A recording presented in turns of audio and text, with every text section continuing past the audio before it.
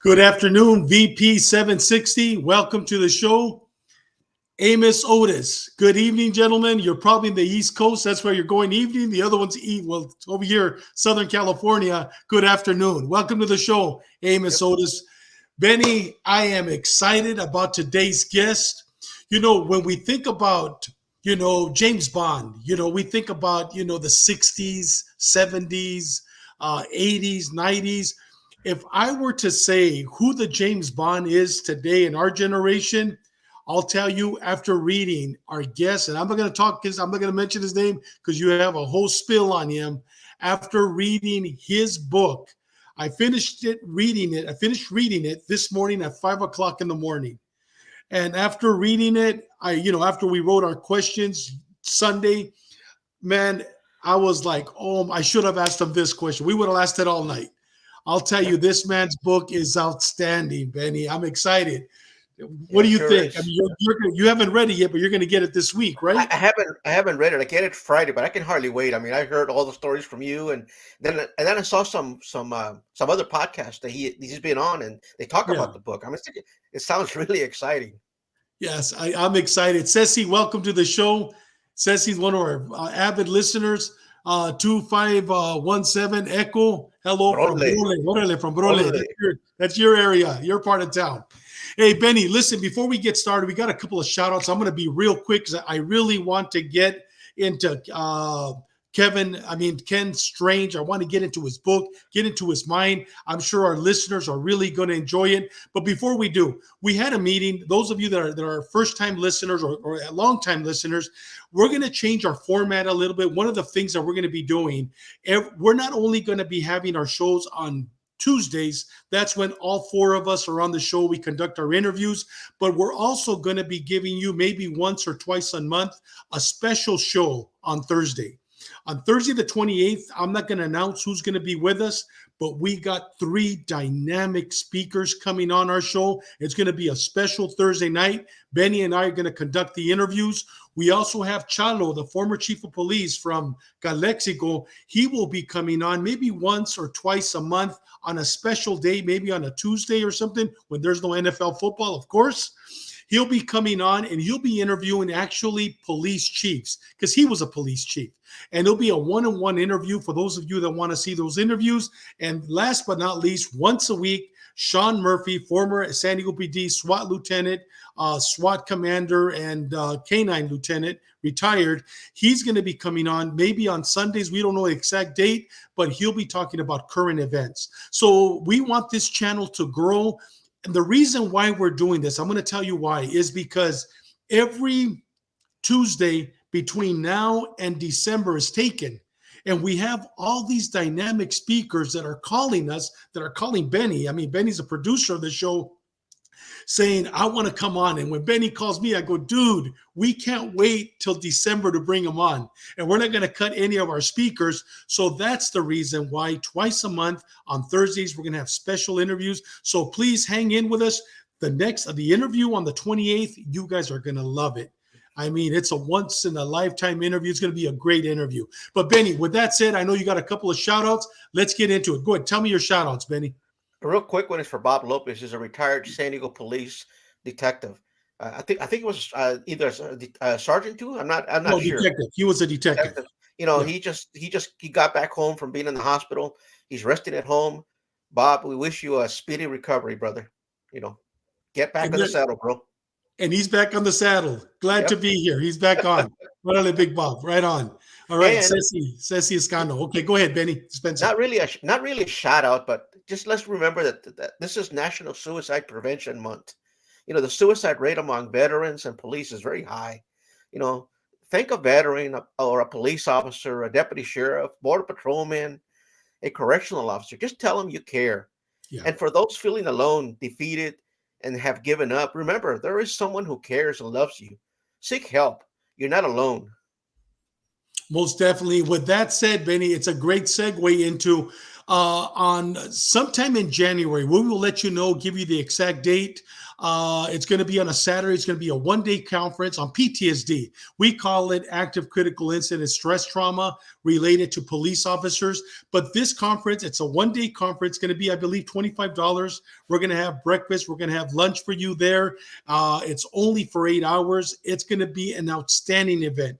We're going to have professional boxers, dispatchers, teachers, pastors, ministers, police officers, correctional officers, all giving their testimonies on how they currently have PTSD or have overcome PTSD.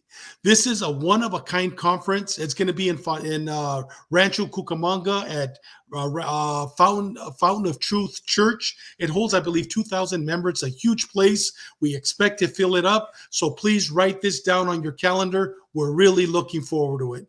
With that said, Benny, it's all yours, brother. Let's get into. We've already spent 8 minutes talking, and let's get into Ken Strange. I'm excited. Well, joining us today is former FBI Special Agent Kenneth Strange, known as Ken to his friends. Ken has worn many hats.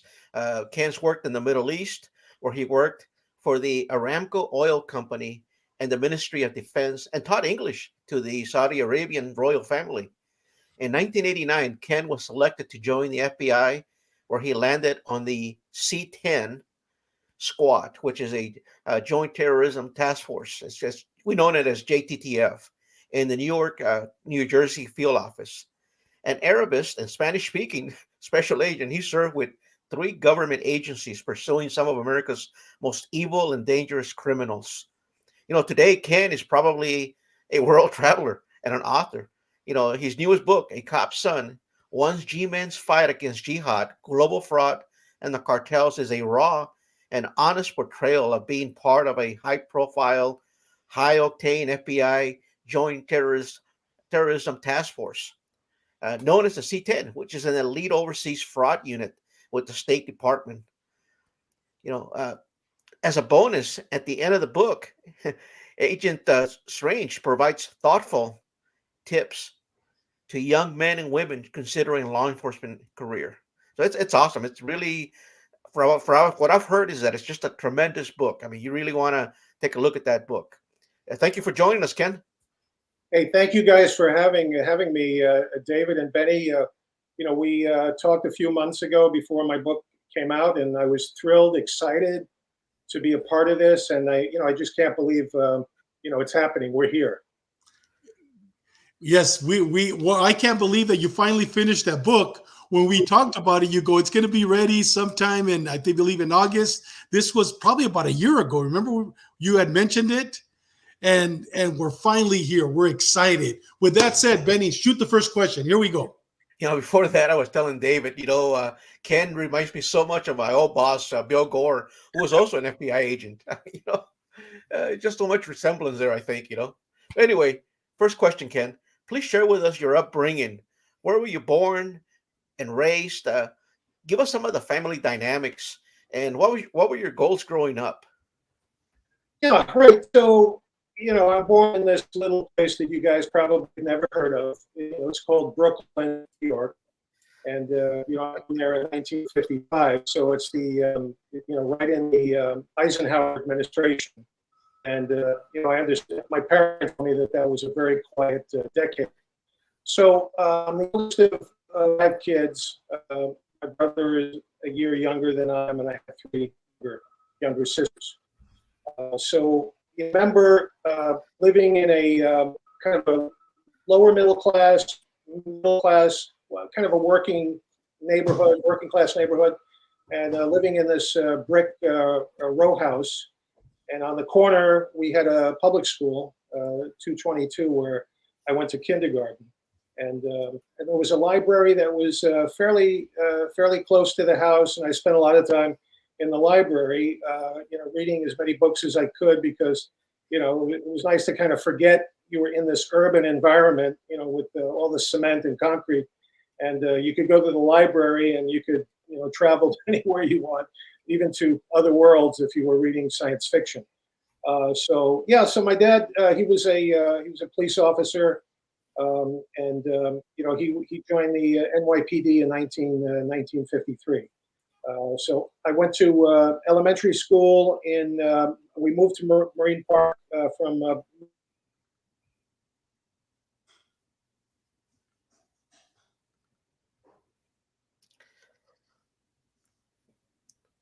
Wonder what's going on, David. that was it, kind of growing up.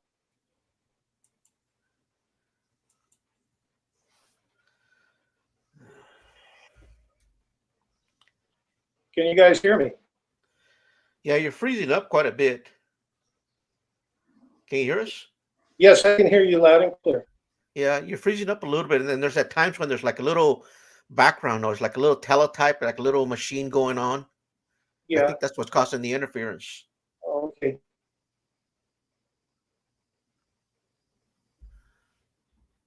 Can you hear me now?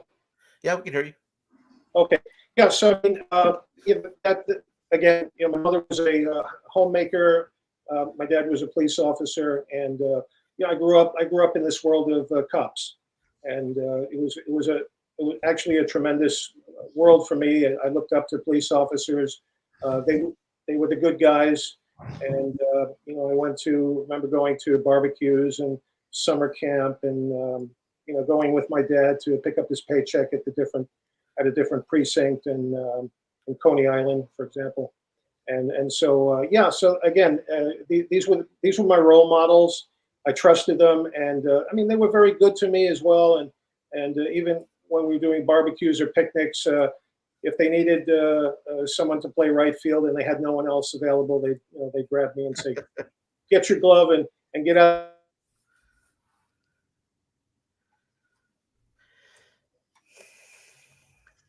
Yeah, you know what? I think his internet is freezing up. Let me see. Yeah. I mean, he was doing fine when we were talking to him earlier. Yeah, yes, he was. Let me see. You know what, Ken? It looks like your internet is freezing up. Okay. Sorry about that. No, it's okay. Does it show? Are you in a place where does it usually freeze up there, or is it just today? Just say, Okay. not having this problem. All right. Perfect. All right. Let's go with the next question, Benny. So, Ken, can you share with us your career, your father's career with the NYPD? Right. So he begins, as I mentioned, 1953. He joins NYPD.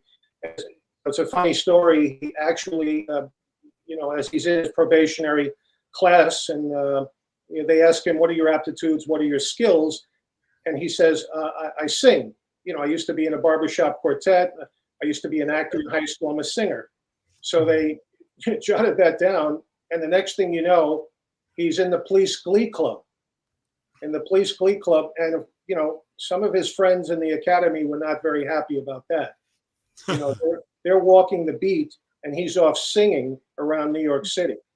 But it didn't last very long. I think it lasted 6 months, and the glee club was dissolved, taken down, and he said it was kind of a shame. He'd been there 6 months, and they decided they needed more police officers on the beat.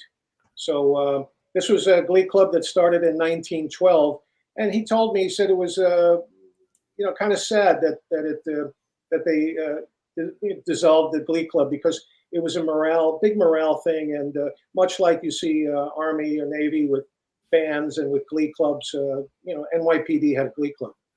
So, and Ken, he was a big guy, right? He was like 6'5". No, Dad was about 6 foot. Oh, 6 foot. Okay, yeah. You must be thinking about his partner in motorcycle. Yes, that's what I was thinking about. Yes, I think it was 6'5". Yeah. Yeah. So I mean, he had a pretty interesting career.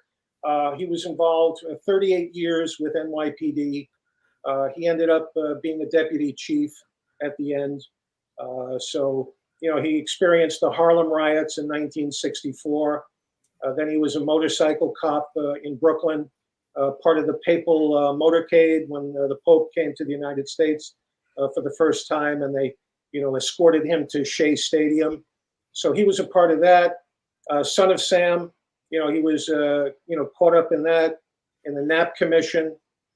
as well, Serpico, all of that. I mean, he lived through all of those things, the French Connection. Wow. And hey, he actually, I remember he told me he lived through a internal affairs thing when when their division was wiped out. A lot of the cops were on the take, and one of his best friends killed himself because he was about to be indicted. So, my father had been through a lot of stuff. And Ken, that's what I love about the book, because when you, at the beginning of the book, you actually talk about Serpico because your father knew him. You talk about that huge corruption case where your father was actually brought in and never charged, thank God. But and then the lieutenant committing suicide over it. That's exactly. But that's so what's so genuine about your book, because you take us into the world of New York PD. I mean, the inner workings of it at the very beginning, and then from right there, we're going to go on this journey together where you talk about Serpico, these cases, and then as we go on, we'll continue. I'll tell you, reading that book was a huge blessing. Go ahead, Benny, your third question. I'm telling you, that's definitely old school NYPD, man. Oh yeah. I mean, look at that photo, man. That's how iconic is that car and that uniform and that cop? Your dad. And Benny, he was actually the happiest in his career at Motorcycle Precinct number 2 in Brooklyn. The happiest. And I said, why were you so happy? He said, I love motorcycles, and motorcycle was clean. He said, there was a little bit of corruption in, some of the other lines of work that they did, but he knew motorcycle was a place where that wasn't happening. Cops weren't on the take. So Ken, tell me, what made you join the FBI? Tell us about your FBI Academy training, just how you started. Yeah, so I mean, I tried putting this thing off as much as I could. I mean, I loved cops. I was inspired by my father. I remember.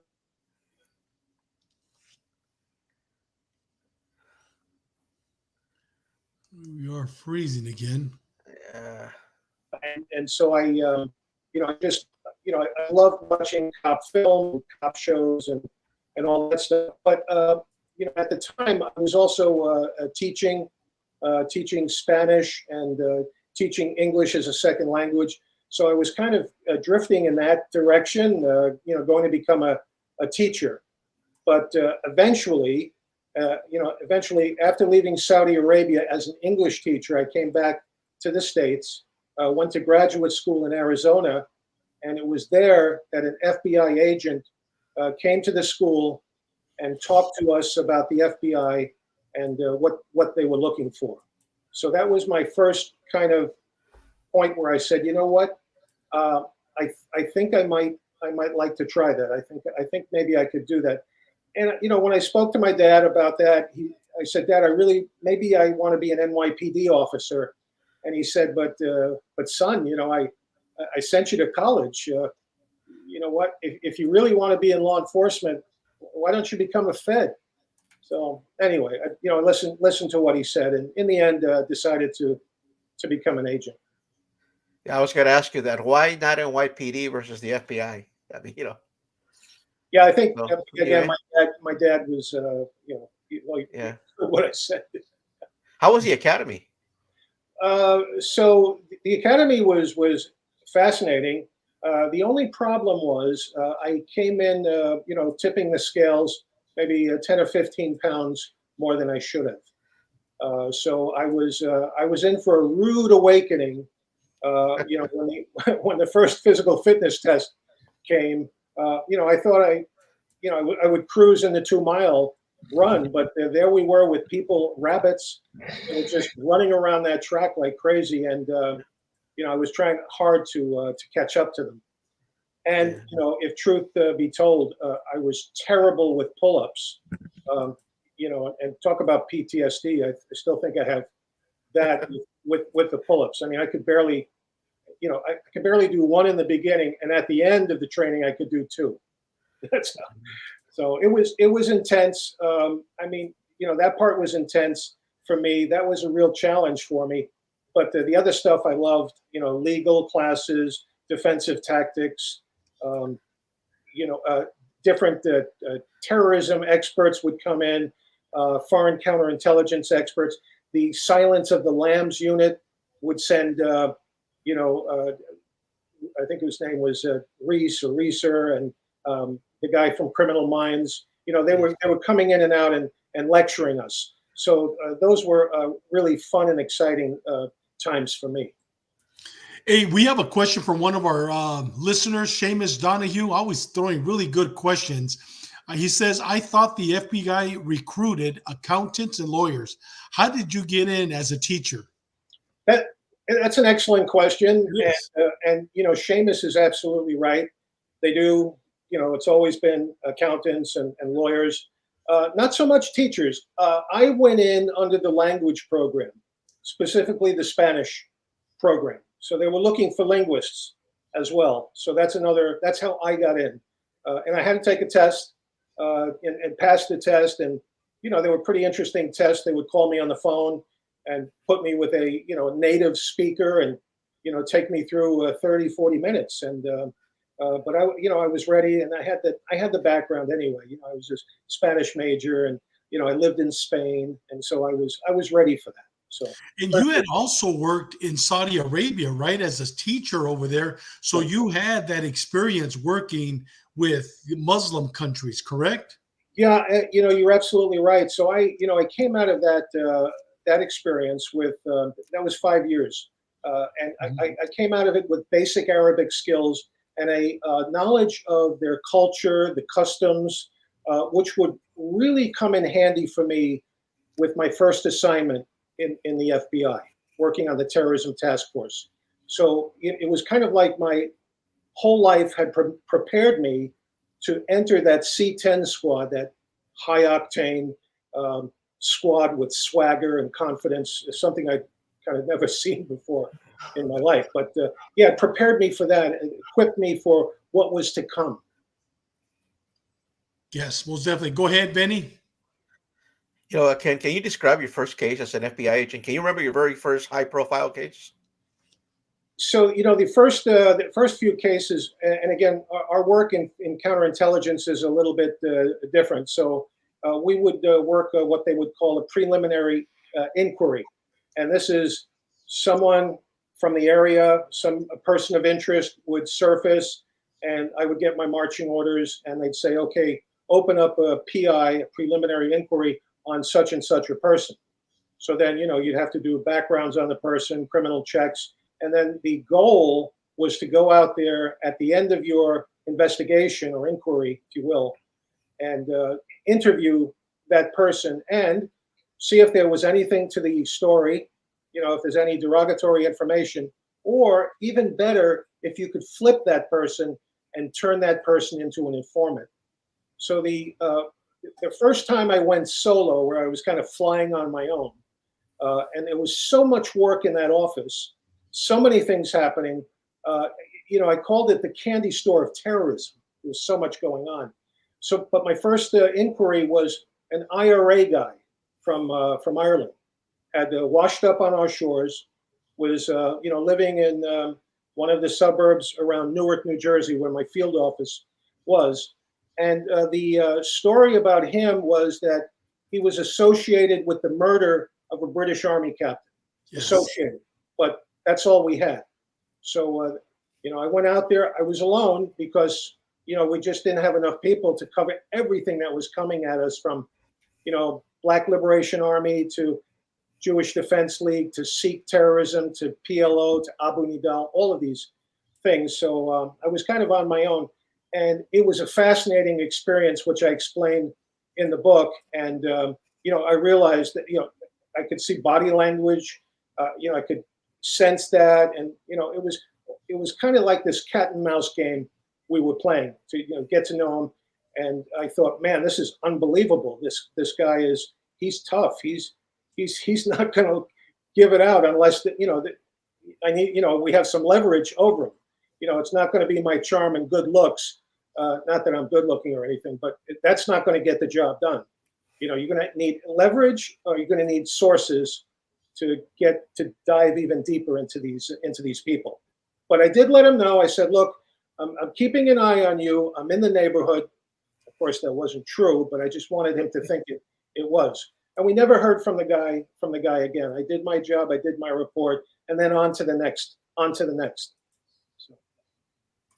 You know, Ken, when I read that chapter, I was surprised. First of all, when you went to meet with him, you were by yourself. Right. This guy is a killer.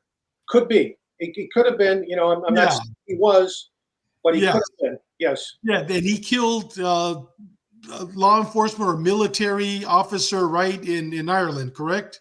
Yeah, British. I think. Yes. Yeah, and I was surprised when I read that, being the cop. I mean, having, been a cop for 32 years, and I was going, man, I never would have gone alone on that one. I would have taken a partner, or at least would have had somebody with me. You walk in the house, you sit down. I mean, that was an excellent chapter. Excellent chapter. That was excellent. Yeah, thank you. Well, I didn't know you guys at the time. If I had, I would have called you.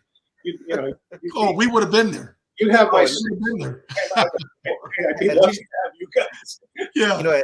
At least have a rescue squad waiting for you. Exactly. Right. But that was a great chapter. With that said, describe an investigation that stands out in your mind post Gulf War, because the first couple of chapters post Gulf War, and then you take us into the Gulf War. Yeah, I know which one I want you to talk about, but I want you to pick it. A post Gulf War that stands out in your mind before the Gulf War. So I hope we're talking about the same thing, the same case. This was shortly before I left the FBI, and maybe that's the one where I go into Brooklyn, and actually into my father's old police precinct in Coney Island, right? Yes. So my sources were getting a lot of chatter about the blind Sheikh Abdul Rahman in New Jersey. This is the guy that was involved in the assassination of Anwar Sadat in Egypt, and now he's in our neighborhood. This rabble-rousing, death to America, death to Israel Sheikh. So he's the guy in town, and he's all of his followers are going between New Jersey and Brooklyn, and so I decide that I'm going to. There was a murder in that area. His arch rival is murdered, a guy named Mustafa Shalabi. And Shalabi has got this charitable organization that in the beginning is funneling monies to Islamicists going and fighting the Russians.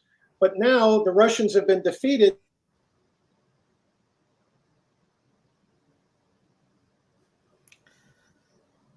Wonder what causes those phrases, man.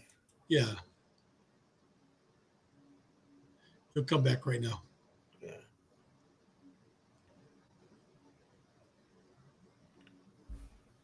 Let me text him real quick. All right, I think we're back in line. Yeah, you left off where the Russians have been defeated. That's where you left off. Right. So the Russians have been defeated. Right. So now these Islamicists are coming back home to New Jersey and New York, and they're angry, and they're combat trained, combat hardened, and they're looking for new enemies. And so here we are, the United States and Israel. We become the new enemies. So Shalabi is in there, and he has this charitable organization, money funneling through there back and forth. And now the Sheikh comes to town. He's the new marshal in town, and he says, "I want in. In fact, I don't want in. I want what you have." And then right after that, he issues a fatwa against Shalabi, which means you're going to be killed. This is the green light to have you executed. So Shalabi gets very scared. He's sleeping with a gun under his pillow. He gets his family out of the United States to Egypt, and then, like a day or two later, he's found dead in his apartment, stabbed to death multiple times. So I go over to New York PD. NYPD is doing a homicide case on the Shalabi murder, which has never been solved, by the way. And so I go over to Brooklyn. I know the place. It's nighttime. The desk sergeant says, "What can I do you for?" I show him my badge. He goes, "Oh, FBI, what are you doing out so late? You guys usually are in bed by this time." Joking, that humor. So I said, well, I'd like to see, this stuff on Shalaby. And he goes, why do you care about them? They're foreigners. And I said, that's why I care about them, because they're foreigners. So another cop brings me a bunch of boxes, and I go through the boxes, and there's not a lot there, nothing unusual. And then I hit one box, and it's like a treasure chest of the stuff I find there is incredible. I'm finding Army training manuals from the Special Warfare School in Fort Bragg, North Carolina. Weapons. How to make a booby trap, how to make bombs, and all of this is in this box. And I'm thinking to myself, damn, haven't the NYPD seen this? How about the New York Task Force? Certainly, they've seen this stuff. They must have. And anyway. What it ends up being, I'm suspecting, whoa, there's got to be somebody in Fort Bragg, North Carolina, that's sending this stuff, to Shalaby and to these Middle Eastern guys in Brooklyn and New Jersey. And it ended up being an Egyptian military guy who had come to the States, had ingratiated himself with the Green Beret. They hired him for the U.S. Army. His name was Ali Mohammed. And Ali Mohammed would come down to Brooklyn and would take all these guys that had been in Afghanistan, and he would take them for firearms training on Long Island. And he would have these conferences 2 weeks, and he'd train them in military tactics and stuff. And then he'd go back to North Carolina, and then he would take vacations to Sudan, and he would hook up with Osama bin Laden, and he became a security guy. And this guy ends up being part of the embassy bombings in Tanzania and in Kenya. So this was a double agent. He played the Army, he played the CIA, and he played us like a fiddle, is what he did. But I remember, again, I was leaving the bureau in about 2 weeks, but I remember going back to my squad and saying, holy shit, this stuff is the real deal. Please promise me that you're going to follow up on this. I've got telephone records. I've got military manuals. Something is wrong here. There's somebody in Fort Bragg, North Carolina, that's, revving these guys up, that's training them, or, wanting them to do, stuff that we're trained to discourage. So that's where I left it. And, I left the bureau, and the next thing I know, those embassies get blown up. Here's the guy all along, who's been, and he's a Bin Laden security guy. Believe it or not, he was a character. He played everyone in the government like a fiddle. Wow, yeah, that was very interesting. And I remember also reading that there was stacks of manuals written in Arabic, yes, and nobody ever read them.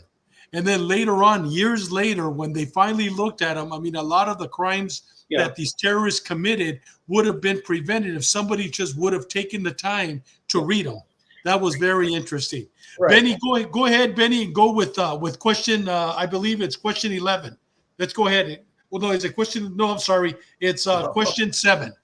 We're on 6. Yeah. We're gonna go back to 6 later on. Go ahead and go question 7. Ken, I during my career I worked a lot. I worked with the FBI on bank robberies. So we dubbed almost every bank robbery we had. It had a name. You're talking to your book about a case. It's called the Toast Sucker. Tell us about that case. Yeah, the very unusual case involving a detention enforcement officer with the U.S. Marshals Service. And I don't know how he got into the Marshals Service, but he had some psychological problems, obviously, and certain fetishes. But his whole deal was, he's working at the courthouse in San Antonio, and the courthouse is a circular building. So there are no cameras that can see around the corner at his station where he works, and he has a computer right there at his desk. But what he was doing, his MO was phoning the Wackenhut facility and calling, asking them to deliver some of these female inmates. And these female inmates just happened to be very attractive. And there were four of them, four different women. And what he would do is he would take them again to his station when you couldn't see around there, and he would threaten the girls. He said, "I would, I'm going to enhance the sentencing. I'm going to add more time to your sentence if you don't have sex with me." So, thus began these sexual assaults on these four different, very attractive women, by the way. And to top that off, he couldn't help himself around women. He then jumps on one of our, I guess, court security officers, who's a former Miss Texas, and he straddles her leg, and she's like screaming, "Get the hell off me!" So he just couldn't contain himself. But it was very sad. And then he had this. He was a masochist, so he would ask one of the girls to beat him up and to kick him in the crotch and things of that nature. The girl said, "Oh man, I was so happy to do that to him. He was such a sick pervert." And then, of course, the toe sucking, which and he had a fetish for. He just froze up. We'll bring him back on the fetish. Yeah. This guy was a real piece of crap, man. And could you imagine that? And he describes it in his book exactly what he did. And he would dress like, he'll talk about it, dress like a judge, Yes. dress like a nun. I mean, this guy was a real sicko. Yeah. But he'll continue talking about it right now. Yeah, when we did the search warrant, of course, when the women came in, and we had to be careful because, sometimes inmates will gang up on an officer for whatever reason, and make allegations that are false. But these women didn't know each other; they were separated, and so when they spoke to the prosecutor started to cry. And when I saw that, I said, "Oh my God, this is an indictment. We're going to go forward." He was disgusted by what he heard. Of course, the DEO decides he's going to go to trial, and he lost a very. And of course, we had the search warrant where we found all of these crazy magazines. One of them was called Toe Suckers. That was kind of like we got you. And then the judge's robe that he had. He would tell the women that, "I want you to come to my place and we'll have sex, and I'll dress up in a judge's robe with nothing underneath." So that was the story he told these females. And during the search warrant, you actually found the judge's robe, correct? Yeah, I think he froze up. While he's froze up, Lupe Aguilar, welcome to the show. Luis Cagapalo, Luis P., welcome from Tijuana, watching us. And Seamus Donahue, once again, welcome to the show. He just froze up. We'll get back to him right now. He's back yet? He'll come back shortly. I guess he's having some problems. I think he's in New York somewhere with his internet, but he'll come right back. Yeah.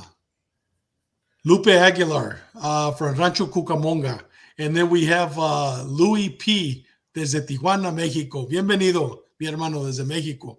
He'll come up. All right. You left off where you served the search warrant, you found the black robe, and now you're going to court. Okay, where are we? Yeah, no, I mean, we went to court, and the defense attorney did not challenge any of the allegations from the women, any of that. He tried to get the case dismissed on a technicality, in that the area where the detention officer was working was not considered like a federal jail or prison. But we had the best attorneys in town, and we shot that guy down, and so they had no case. They had absolutely no case. And I knew the deal was sealed when that's when he uttered that famous line, "This is the most vile piece of pornography I've ever seen." And I heard Judge Sparks said, I knew this guy was finished. Hey, Ken, you keep freezing up back and forth. Keep going in and out. Can you hear us? Yeah, usually when I put him on by himself, it's been freezing, so I've left him on, but it seems like it's still freezing. Let's see if we can get him back on. It's been on and off. Yeah. And that's something, you know what, Benny, that's something we can't control. When they have Yeah. the internet problems, we can't control that. And So you we know, we spoke apologize to we the listeners for that. we we spoke to him for 20 minutes without an issue. Yeah, without an issue. Yeah. Yeah. I'm going to have them re-log on and off. Yeah. Hey, Ken, you still there? You know Yes. what? Yeah, you broke off. How much time did he end up getting? I remember reading about it, but like I said, I've been reading it for a week and I finally finished this morning. How much time did he end up getting? Yeah, I want to say 48 months, something Okay. like that. 48 months. 40, and definitely he did not get a retirement, correct? I don't believe he did. Well, if he did, then we need to go back and take away that retirement. With that said, Benny, go ahead, go with your next question. This next one's very interesting too. I like Yeah, this one. going back to the toe sucker, you know, because you get breaking up. What you guys search? You say you guys served several warrants, search warrants. What kind of stuff did you guys find? He's freezing up. Yeah, We're just gonna have him have read. him.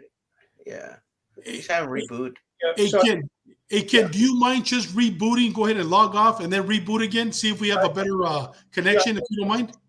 yeah, so I've got to leave the studio. Right? Yeah. Go ahead, just log off and then come back on. Yeah. You know what? When he describes it in his book, Benny, I mean, it is a great. And then the next one, the dog handler case, you're going to ask him that. That's another outstanding case. That's actually the last chapter of the book. But this one, the toe sucker, was very interesting. And yes, Seamus Donahue, it happened in a courthouse. And this guy ended up getting 48 months. 48 months, what is that? 4 years? 4 years in prison. 24 is 2. Yeah. So 48. That's all he got, this guy. Hopefully they took his retirement. But this guy was a predator. This guy was sick. He was a piece of shit. He was no good. He was reading the book, reading exactly. And then he fought the case. He fought the case, went jury trial all the way, and they found him guilty. But this guy, I mean, they had so much evidence against him. Read the book. He talks a lot about Hey, it. David, did he rape anybody? You know what? Not that they were never able to prove, but I'm sure that he did. I'm sure that he did. Digitally to one of the ladies. Another one was all about sadomasochism, and then the other one was toe sucking. So he was into a lot of bizarre sexual activities.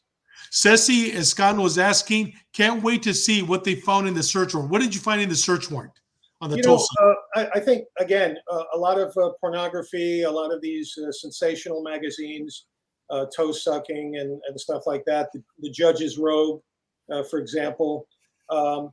You know, he had a weapon, but of course we expected to find a weapon anyway. I mean, he carried a weapon.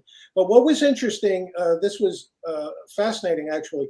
We found a whole box full of, you know, how-to books on how to lose your identity, how to escape, how to go places and be anonymous. That was really disturbing to us. It was almost as if he knew something was up and he was getting ready to flee as a fugitive. Hey, Ken, you also mentioned in the book that he had been an old timer. He had been around for a while, and he was actually very close, I believe, with the chief, one of the chiefs in charge of the unit. And during the trial, that's the one where the chief comes up to him in front of the jury and shakes his hand, correct? Was it this one? Oh my God, that was so terrible. That the prosecutor, he melted down. He said, I want that guy indicted. Find a charge against the chief deputy. I want him indicted.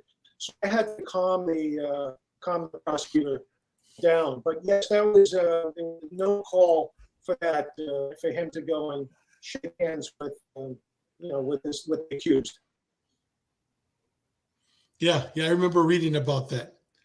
Well, hey, Ken, did he rape anybody on this case? No, but he digitally penetrated, I think, one or two of the women with his fingers. With what? With his finger. With his finger. Okay. Yeah. Okay. Well, let's jump over to the next one. It's another one that was dubbed the Dirty Dog Handler case. Tell us about this one.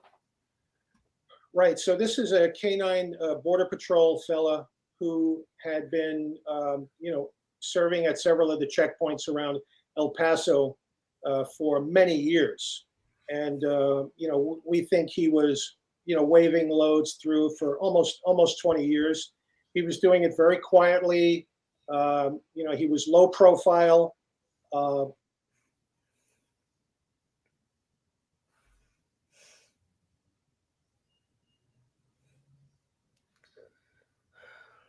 Yeah, he's broken down again.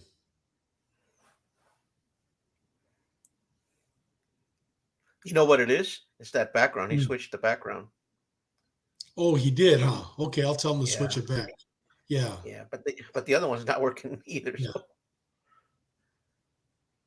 Can you guys hear me? Yeah, you know what? You're breaking up once again. Is there any way possible? Can you switch the background? Maybe that's taking some of your juice or something. We're seeing the piano in the background. If you could just switch it back, maybe that we didn't have it as bad as we have it now. Okay. We could hear every other word. Actually, 1 out of every 20 words.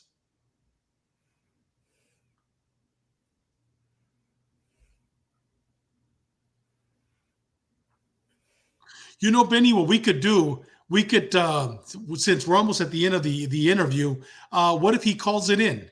And we just hold the phone and people hopefully could listen to him. What do you think? Yeah, we can do that, or we can do what we do it on Mondays, reschedule it for tomorrow or Friday. Yeah, I'm tied up for the rest of the week, Benny, but yeah we could definitely do it. Because it's, Yeah. we've broken up pretty much the whole interview. We've been breaking up, Yeah. and it's Yeah. such interesting. It's good stuff, man. Oh, very good stuff. You know, when he's talking about this, Benny, he started with the FBI, then he transferred over with a special internal affairs unit run by the federal government. And right now, what he's talking about, he was actually working in a special internal affairs unit and assigned to El Paso, Texas. That's where he's at on this case that he's talking about. Very interesting case. And and he probably mentioned it, but we just didn't hear it. Yeah. She's got some good stories, good stuff, man. But like I said, yeah. we might just have to reschedule for next week whenever you're available. On a Monday or even a Saturday if possible. It doesn't matter. Let me see what my schedule looks like tomorrow night. I might be able to do it tomorrow night. During the day, I am completely booked. Might be able to do it tomorrow night. You know what, guys? We apologize. There's some things that we have no control over. This is one of them that we have no control over. He is, I believe, somewhere in Buffalo, New York, somewhere, right? Yeah, and we have no control over. Why don't we try? Why don't you call him, Benny? And maybe we can ask him the question. People already seen what he looks like, just so we could end it. We only have a couple of questions for him to answer. Okay, let's see what he says. Yeah. So what do you want to do? You just want to have him call you? It's not the same. You know what? I'll tell you what. Yeah. Guys, you know what? You're not going to be able to watch it live unless you want to watch it tomorrow night. But tomorrow night, we're going to continue. We've lost them completely now. We're going to continue where we left off. We're not going to start from the very beginning. But like I said, this guy, very interesting. Right now, he's actually working internal affairs during this story. And the other stories, he's working other major cases. Yeah. So let's do that, Benny. Let's go ahead and end the show now. We're at 50 minutes. He's not coming back on. His internet went out, and we'll continue. Hopefully tomorrow night we'll advise when we're ready. Is that cool? Yeah, we'll start on the toe sucker because he's already in a different unit. So we want to talk about that. We want to be able to hear that. Yes. And with that said, Lupe, Javier Castañeda, once again, welcome to the show. And I already mentioned everybody else, guys. We really appreciate it. This is something we have no control. We will probably go on live tomorrow night. I don't know what time, but we will definitely go on live, and we'll finish up the interview. With that said, Benny, David, you want to make it at 6 o'clock so everybody knows. You want to make it at 6 o'clock? Let me see what my calendar. You know what, Benny? I think let's go 7 because I have an appointment with a doctor and a lawyer. I believe at 5:30, and I don't think I'll be back in time for that. Okay, let's go at 7, and we'll get a hold of him. Just for those that don't know, David's in town taking care of some family issues, so that's why we're talking that kind of stuff. So please keep my mom in your prayers. Please keep her in your prayers. Yeah. With that said, Benny, we'll see you tomorrow night. We won't say our usual despedida because we're going to be saying it tomorrow night. All right, brother? All right. Yep. Nos vemos mañana con favor de Dios. Once again, Dispensa. You'll be able to watch the full interview. If you're not live, you'll be able to watch it tomorrow night because we will have them back on. Thank you very much. And God bless you. Thank you.